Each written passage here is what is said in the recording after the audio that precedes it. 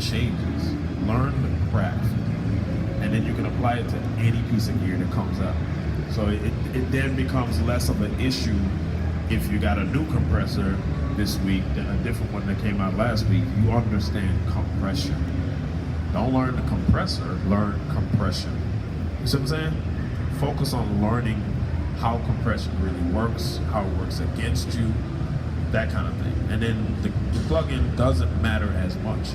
And I know people who make great sounding mixes who've been using the same 5 plugins. And there's people who can say that about me. You know, it got to a point where at the Mix with the Masters, these two, they could predict what I was gonna pull up. They know my vocal chain, they know what it was gonna be. Like, cause sometimes you rely on what you rely on, and if it ain't broke, don't fix it.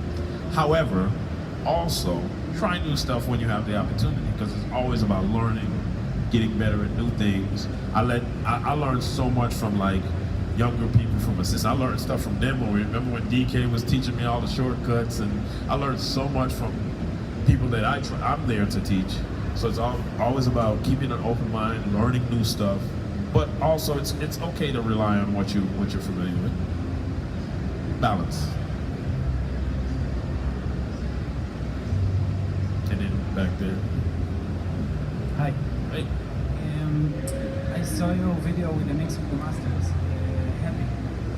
And you talked about that Fronel wanted the feeling of hey yeah, right?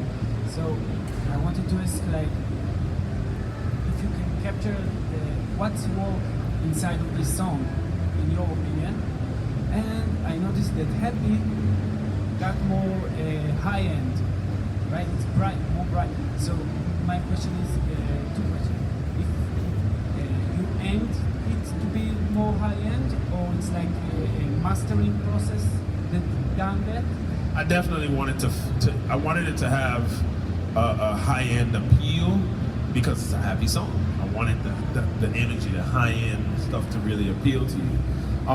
Yeah, he said he wanted it to feel like hey ya. He named the Earth, Wind and Fire song. He named another song. I can't remember what the other 2 songs were, but I just imported those songs into the session and just kind of referenced them, and just kind of, you know, again, it's about figuring out what is the feel. What about Hey Ya made him feel, and it was just the upbeat, the energy of the song is what I was trying to capture in particular. And then one of the songs he referenced, it was, I could tell right away when I heard the drums. I was like, oh, he wants that feel of the drums. So you got to just lock into what they're locking into. Try to get into their mind, try to get to know them, and lock into what they're locked into.